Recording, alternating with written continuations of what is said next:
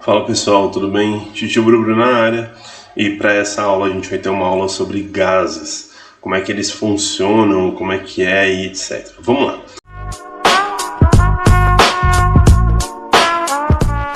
Então, basicamente a gente começa com uma animação aqui dos Minions. Basicamente, um Minion comeu alguma coisa aí, faz uma certa pressão, libera um gás que vai direto para a cabeça do colega aqui, justamente por causa que tem um ventilador empurrando o ar de trás para frente, tá? Então, por que a gente tem gases? Basicamente, os gases que a gente tem, eles são formados a partir de momento que a gente está falando, bebendo, comendo e a gente acaba engolindo gás, ou da digestão, que libera certos gases ali, justamente porque está digerindo certos alimentos, tá? Então, se você libera muitos gases por dia, geralmente é bom acompanhar um médico, um nutricionista, ele vai saber melhor te explicar aí porquê dos gases, certo? Vamos lá. Quem inventou aí essa fórmula foi esse tiozinho chamado Clapeyron. Esse cara, basicamente, o que ele fez? Ele estudou os gases ideais. O que é um gás ideal?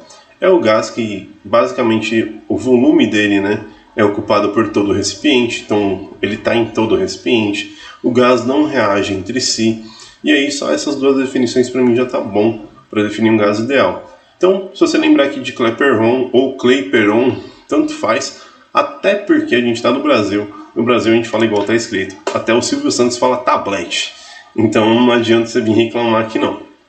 Então, eu tenho essa fórmula, P vezes V é igual a nRT.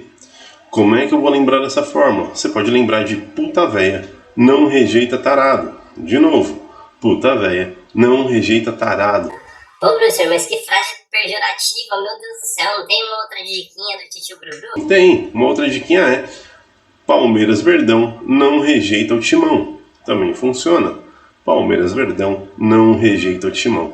Então, tanto faz aí as duas frases. Se você souber de outras, manda no comentário aí pra gente, que eu gosto de saber esses nomezinhos de frases. Eu acho bem legal. Então, se, a minha pressão for dada em atmosfera, meu volume em litros e minha temperatura em Kelvin, eu vou ter minha constante igual a 0,082. Se for dada em outra unidade de medida, eu tenho outra constante, tá? Isso aí vai ser dado no exercício na grande maioria das vezes. Só não é dado geralmente esse R de 0,082, por isso que eu coloquei para vocês. Porém, o que acontece? Às vezes eu vou estudar gases, só que eu vou pegar o mesmo gás e vou variar ele. Então eu vou ter uma parte inicial e uma parte final. Quando tem essa variação do mesmo gás, eu vou usar essa fórmula. A gente brinca de piviti povotó. Eu brinco com meus alunos para eles lembrarem. Tem uma fórmula do cavalinho. O que você vai fazer aqui? P1V1T1 é igual a P2V2T2. Então tudo que for inicial e tudo que for final. Fechou? Pivot povotó. Então a pressão aqui pode ser dada na atmosfera, Pascal. Aí você pode converter. Tem as conversões. Geralmente no exercício vem falando como é que é a relação, né? Então tá lá, por exemplo, uma atmosfera equivale a 760 milímetros de mercúrio. Então você monta uma regrinha de 3 com o que o exercício der para você.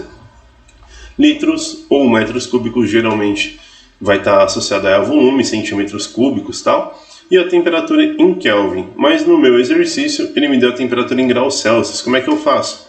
É só você somar 273. Então a temperatura Kelvin é igual à temperatura em graus Celsius mais 273, tá? Só isso. Você soma 273 lá na temperatura em graus Celsius e acha a temperatura em Kelvin para substituir aqui embaixo nesta formulazinha.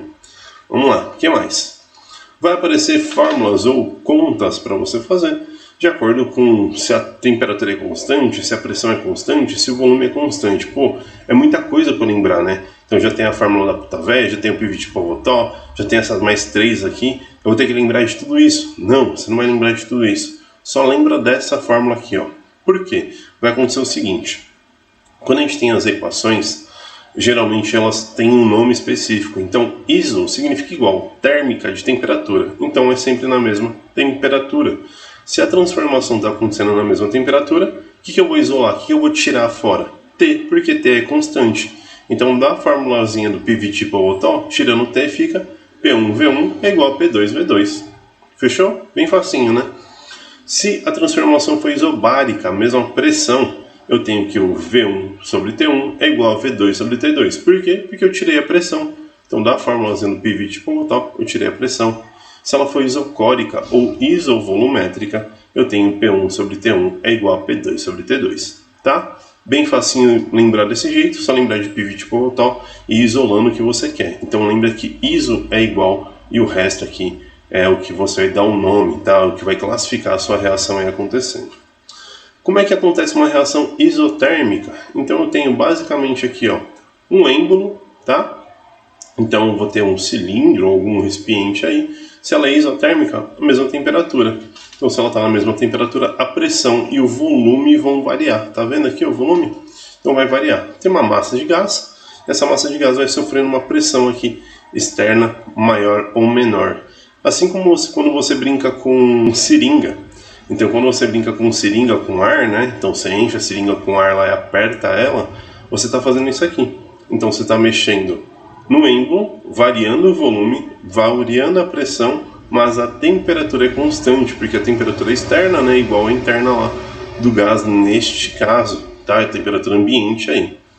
O gráfico está aqui, né? Não precisa saber muito essa parte aqui, desde que você entenda, né, que conforme a pressão vai diminuindo, vai aumentando, quer dizer, o volume vai diminuindo e assim vai, tá? Então quanto mais pressão, menor volume, são inversamente proporcionais aí. Depois eu tenho uma isobárica, ou seja, ela acontece na mesma pressão, tá? Para ela acontecer numa mesma pressão, a temperatura e o volume tem que variar. E aí, de novo, né, elas são diretamente proporcionais aí para a pressão ser constante, tá? Então, é assim que vai funcionar. Depois a gente tem aqui o funcionamento de uma panela de pressão. O que a panela de pressão vai fazer para a gente? Ela vai cozinhar os alimentos mais rápido. Por quê? Porque a temperatura aqui da água vai ser um pouco maior do que a temperatura normal.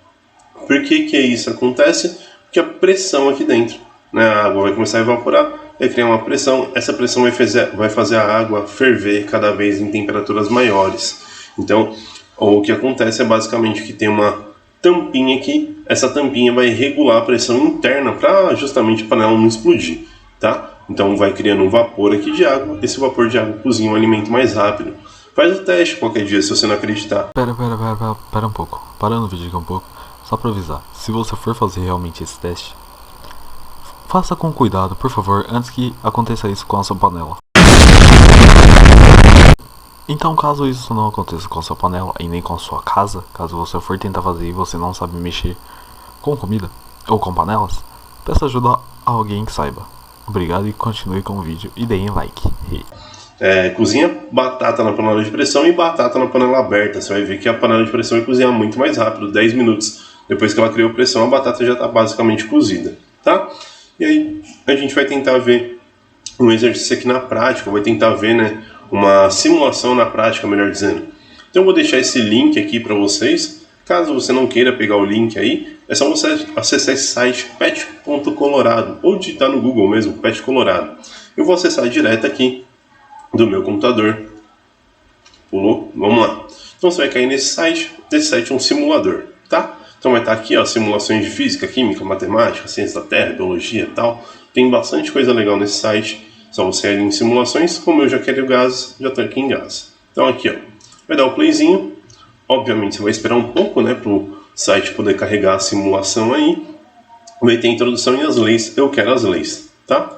Depois, se você quiser, você dá uma olhada lá na introdução. Então aqui, ó, é o volume. Eu posso aumentar esse volume, posso diminuir esse volume, tá? Aqui tem uma tampa que eu posso abrir, posso fechar.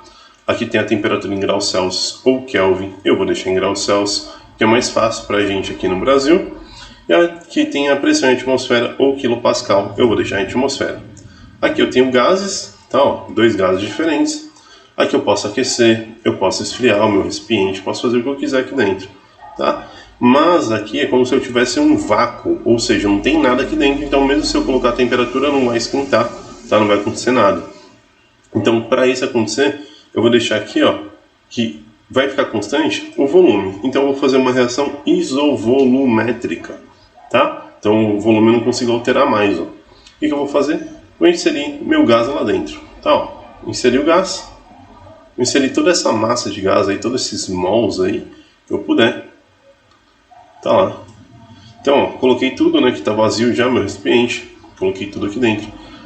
Temperatura de 27 graus, pressão de 114,9 atmosferas. que acontece se eu esfriar esse troço?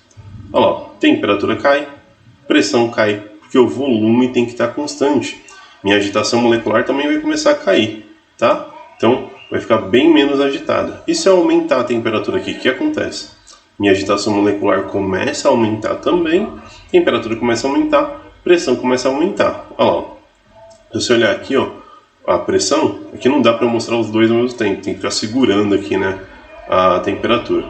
Mas se você dar uma olhada aqui, ó, o gráfico sempre vai aumentando, o manômetro aqui sempre vai aumentando e a temperatura também. Então vou tentar colocar ali no máximo, explodiu, passou do máximo, vou retornar a tampa aqui, vou colocar a minha massa de gás que saiu, até porque ela é isovolumétrica, né?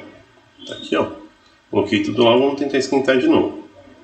Então, se eu não me engano, é lá no 196 que ela consegue chegar no máximo aqui. Opa! 92, foi, explodiu de novo, tá? Mas tenta fazer desafio, vocês a tentarem colocar a máxima pressão aqui dentro, sem explodir a tampa. Se eu não me engano, a pressão máxima que ele aguenta ali é 196 atmosferas, tá? Se eu não me engano, vamos tentar aqui. Mais uma vez, 170, 180, 187, 191, 93, está quase. 95, 195, tá? Então tava aí. Ah, professor, mas eu não quero fazer com a isovolumétrica, eu quero testar, sei lá, cara, a temperatura constante. Então pegou aqui 21 graus Celsius, se eu aumentar o volume, a minha pressão tende a cair. Se eu diminuir o volume, minha pressão tende a aumentar, tá? Como a temperatura é constante, não tem como eu mexer em mais nada, né? Eu posso colocar aqui mais gás, aquela massa lá máxima de gás aqui dentro, tá? Posso alterar aqui e colocar outro gás junto. Como é um gás ideal, um gás perfeito, eles não vão reagir entre si, então não tem muito problema. Porém, como é a mesma pressão, olha lá que está acontecendo, mesma temperatura, perdão, olha o que está acontecendo com a pressão, tá?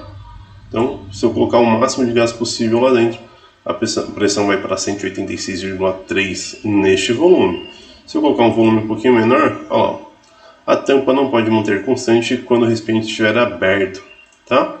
Então, é isso que acontece com a panela de pressão, caso você coloque muito gás lá dentro, ela explode. E é uma explosão bem feia. Aqui a gente tem a pressão, eu posso variar, se eu não me engano, só o volume do recipiente aqui, ó, conforme eu vou adicionando material, né? Então o volume ele altera sozinho, tá? Olha lá, ó. A pressão não pode manter-se constante, o volume seria muito grande. Então, se eu quiser esquentar esse troço, a pressão vai ter que variar, tá? Se eu quiser diminuir o volume aqui, esse negócio tende a explodir. Fechou? Então na aula de hoje foi isso. Espero que ficou fácil aí a parte de teórica sobre gases. Caso vocês queiram resolução de exercício, mandem nos comentários, a gente acaba resolvendo também. Dúvidas, reclamações, sugestões, manda nos comentários pra gente. Abraço, até a próxima. Fica com Deus. Fui!